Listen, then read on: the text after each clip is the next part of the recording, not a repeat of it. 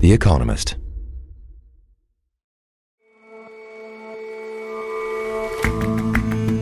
Hello and welcome to The Intelligence from The Economist. I'm your host, Jason Palmer. Every weekday, we provide a fresh perspective on the events shaping your world.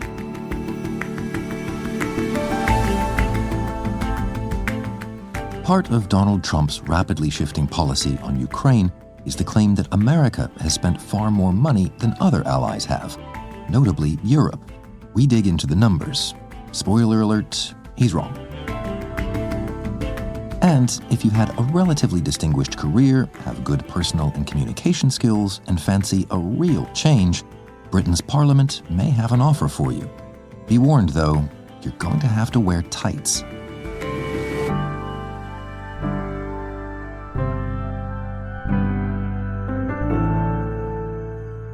First up, though,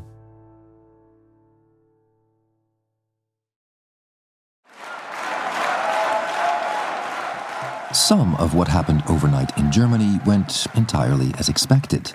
The Christian Democratic Union and its sister Christian Social Union topped the poll with 29%.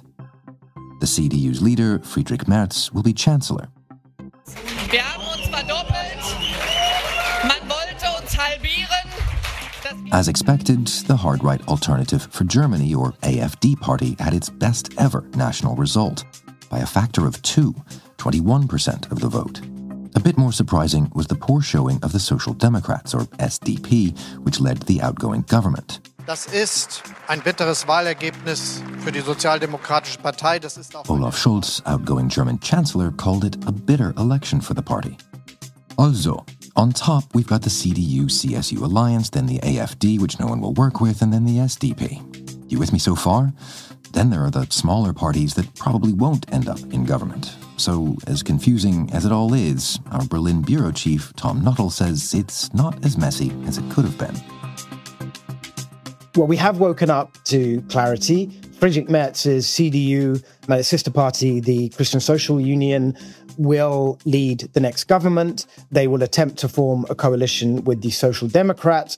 We had a bit of a nail-biter overnight when one small party, the Sarah Wagenknecht Alliance, was bobbing above and below the 5% threshold needed to enter parliament.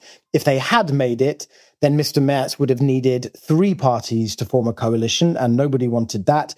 In the end, the Sarah Wagenknecht Alliance fell short, and so these 2 parties will have the numbers to form a coalition.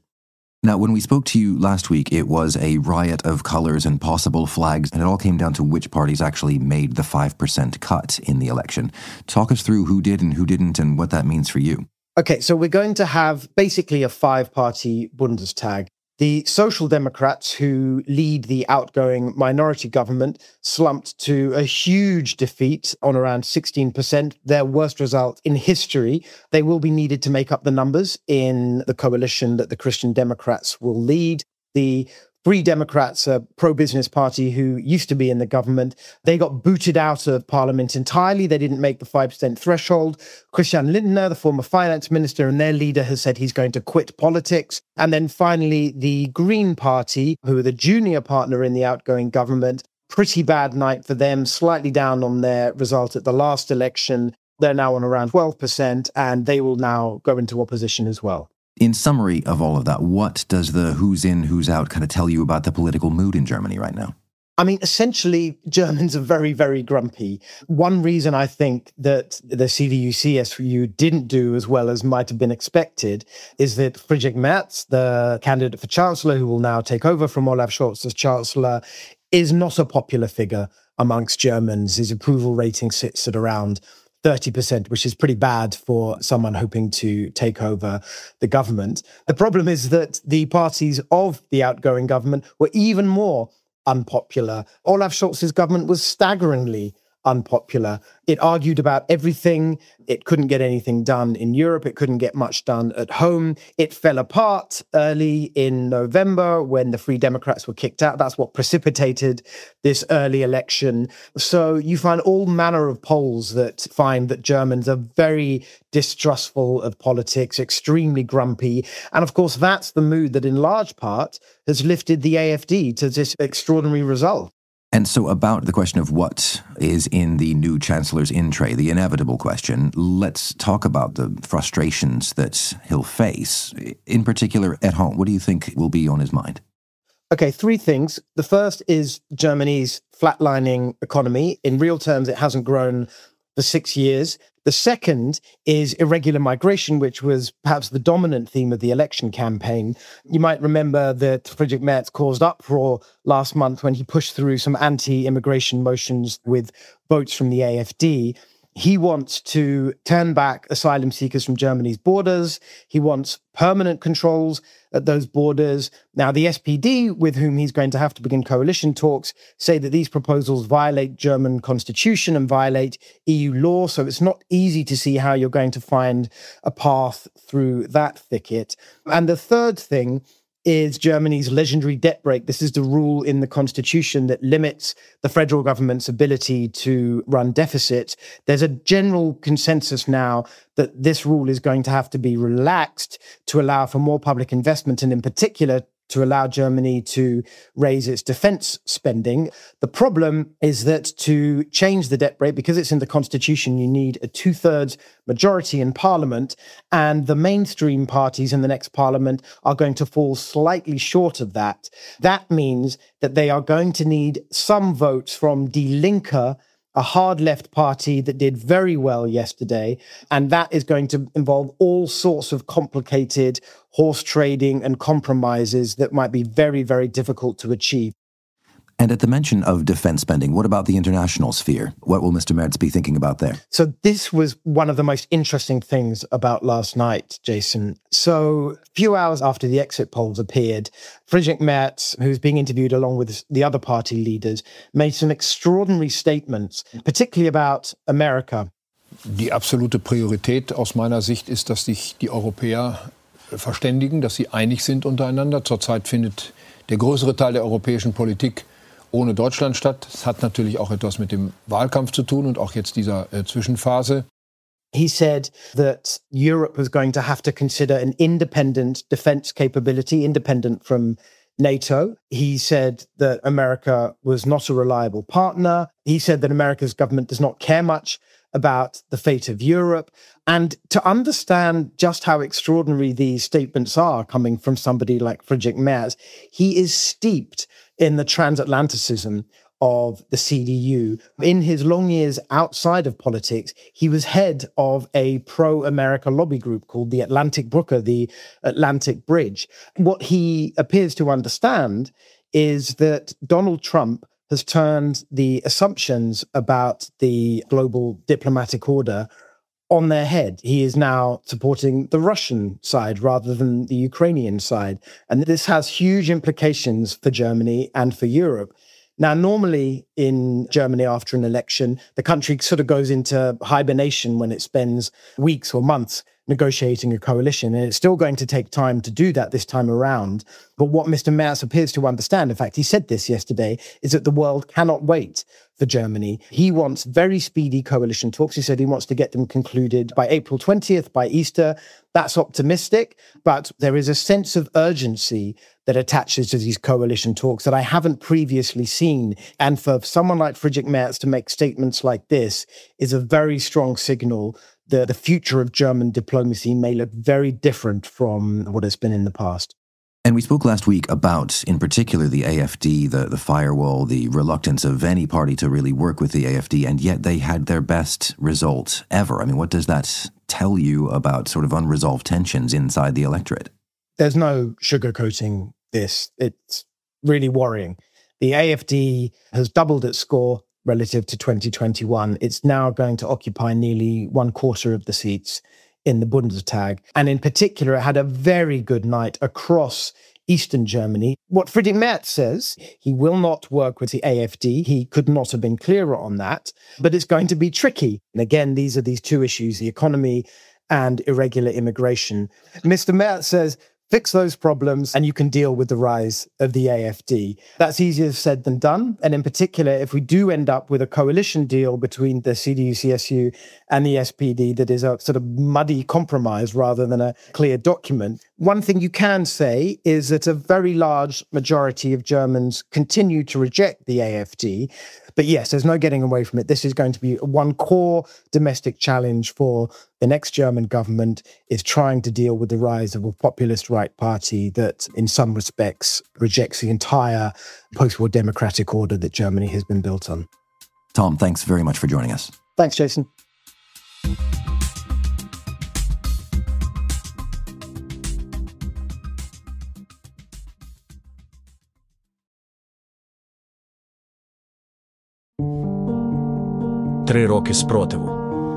This morning, 3 years precisely into Russia's invasion of Ukraine, President Volodymyr Zelensky released a video paying tribute to Ukrainians. 3 роки вдячності. 3 years of resistance, 3 years of support, 3 years of unity. But outside the country, the unity of support for the resistance has frayed. Friedrich Merz, soon to be Germany's new chancellor, knows this all too well in his extraordinary comments overnight about independence from America. Because among Donald Trump's fixations on falsehoods is the notion of who has ponied up more support for Ukraine. I think Europe has given 100 billion, and we've given, let's say, 300 plus, and it's more important for them. This hints at yet more uncertainty from America about its aid. And for Ukraine, the constancy of support is nearly as important as the magnitude of it. But let's just be clear about which countries have done and are doing the most. Donald Trump has consistently claimed that America has given Ukraine far more than the Europeans have. Anton LaGuardia is The Economist's diplomatic editor. He claims America has spent 3 times more on Ukraine than the Europeans have. But the evidence is that that's completely wrong. Well, I mean, let's dig into the evidence then. What numbers should we be working from here? The place to start is the regular reports done by the Kiel Institute. This is a German think tank that compiles all donations to Ukraine of military and economic aid and crunches the numbers. And the last report that came out earlier in February says that worldwide, countries have provided 267 billion euros. That's about $280 billion. So the global total is smaller than Donald Trump claims the American contribution has been thus far. America obviously remains the single most important donor, but it's also the largest economy. But European contributions now outstrip America's aid to Ukraine, and regardless of how you count that. Whereby how you count means which kind of aid, I guess. It's not just pallets of cash showing up in Ukraine. No, it's not pallets of cash, although there is a lot of cash going to Ukraine. It is also equipment that's come from the stores of countries that bought them years, if not decades ago, and has to be valued. But the main distinction that the Kiel Institute makes is counting aid according to whether it's been already allocated, which in their language means given or specifically earmarked for a particular project or contract, and aid that is committed but not yet allocated. And so calculated narrowly as allocated aid, the Europeans have provided about 132 billion euros, and the Americans have provided about 114 billion euros. Within that number, the Americans are slightly ahead on military aid to Ukraine. If you then count in the aid yet to be allocated, in other words, committed but not yet allocated or given, then the numbers are much different. The Europeans are way ahead on both military and financial aid to Ukraine. It's important to note, however, that even within those military numbers, the most crucial weapons have come from America. So long-range strike missiles and so on. The ones that make a real difference to the battlefield tend to be American weapons, although the Europeans have also provided a small number of cruise missiles. And so far, we've been discussing the contributions from Europe as a bloc, as a continent. What do we know about aid from individual countries? Yeah, so the numbers I gave you include both European countries and European institutions. As countries go, the Germans are the biggest single European donor, followed by countries such as Britain and Denmark and others. That's calculated in absolute terms. If you then calculate in terms of share of GDP, in other words, how much of a national effort has each country made, or the citizens of each country made, then the Baltic states and the Nordic states and Poland come out way on top of everybody else. So, in other words, countries essentially that are closer to the border with Russia. Yes, the closer you are to Russia, the more you feel the military threat and the more willing you are to help Ukraine fight. This is broadly speaking.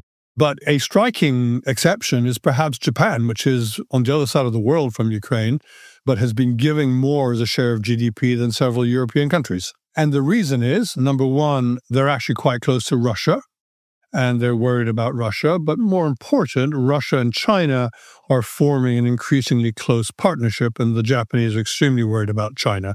And they feel that they have a direct stake in what happens in Ukraine, because that will affect the balance of power in the Pacific. And whatever the numbers for what America has done before now, and more or less than the EU on various scores, it seems the direction of travel here is very clearly towards America doing less.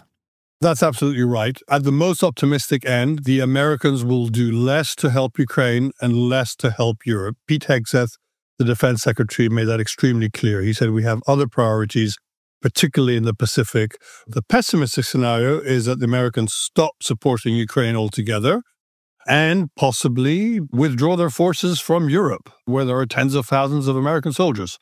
So the Europeans will have to spend a lot more money on their military forces, not only to help Ukraine, but also to defend themselves. I guess the question there is, is it all hands to the pump if America pulls out, 100%, just gone, sorry, we're busy, and Europe is left, basically holding the bag? Does it feel, as a bloc or any individual country, like it has to, step up in a massive way, right? What does happen in that scenario? I know this is, the squillion-dollar question, but, do you have a thought? Well, the rhetoric from the Europeans at the moment is very much, we will continue helping Ukraine, even if the Americans don't, and we will spend more on defense because we must defend ourselves from Russia, especially if the Americans pull out, but also in the hope that being seen to be more martial will give the friends that they still have in America an argument with which to say, no, America must remain committed in some way within Europe, even if it's in a lesser fashion than hitherto. So defense spending has both a political signal to Russia and to the United States and is a necessity. The question at home is whether they convince their publics to spend more on defense and therefore spend less on social services and other forms of spending at a time when budgets are all under strain. So in short, we're going to have to wait and see what the American administration actually does, rather than what it's said so far it's going to do.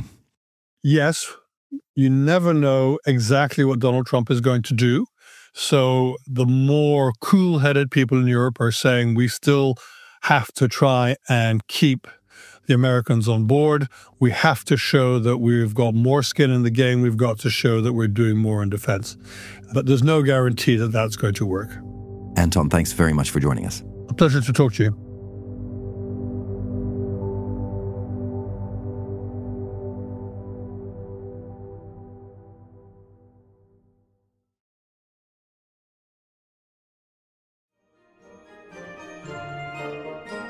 On the British government's website, a curious job posting has turned up. Wanted, a lady or gentleman usher of the Black Rod. It's an administrative role and a very ceremonial one. There's been a person known simply as Black Rod in the Palace of Westminster since 1350. I think it's fair to call it an interesting gig. They have to wear tights, and the most important part is they carry a black rod, which is, by the way, formally called a staff. Love this country. Black Black Rod is a ridiculous title for what is actually a very necessary job. Catherine Nixie writes about Britain for The Economist. Britain has both a king and a parliament, but like oil and water, the two don't mix. But once a year, for the king's speech, they have to. Black Rod is the person whose job it is to bring the two together. Black Rod! What Parliament does is they shut the door in the face of Black Rod ceremonially. And then Black Rod has to knock on the door 3 times with the Black Rod.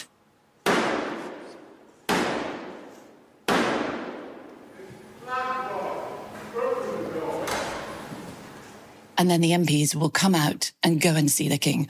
But it's a big dramatic show, which is put on really to show that the king does not get to rule the government, that the government is in charge, even if they do turn up and watch the king give a speech on a nice fancy throne. And so now apparently there's going to be a new Black Rod in town. Tell me about the job posting. What are they looking for?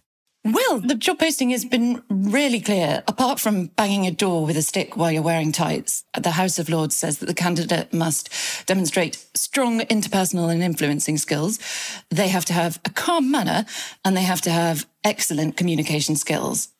This is actually sort of true because Black Rod doesn't merely attend the state opening of Parliament, they help to organise it and lots of other ceremonial events as well. When the Queen was lying in state, Black Rod was one of the people who organised all of that. And they have other duties too. So Black Rod is also an usher of the Noble Order of the Garter.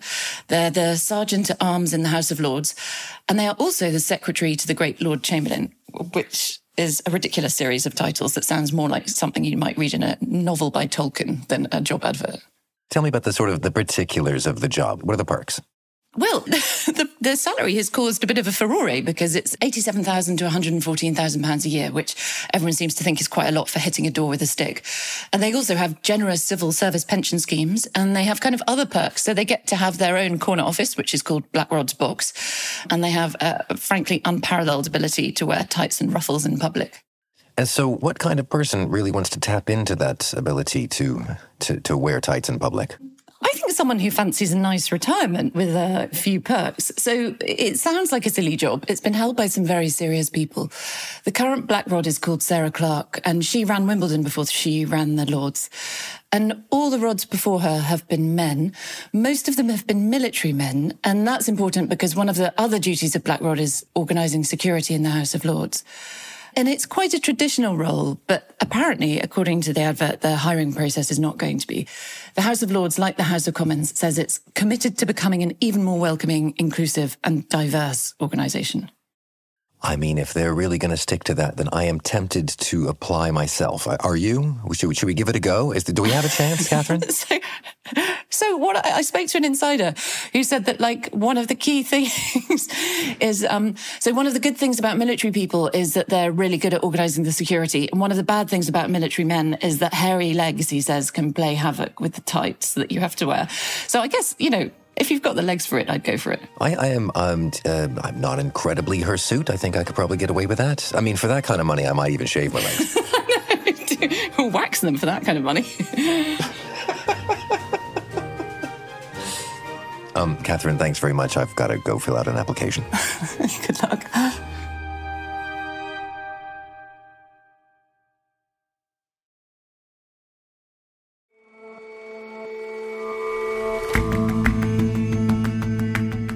That's all for this episode of The Intelligence. We'll see you back here tomorrow.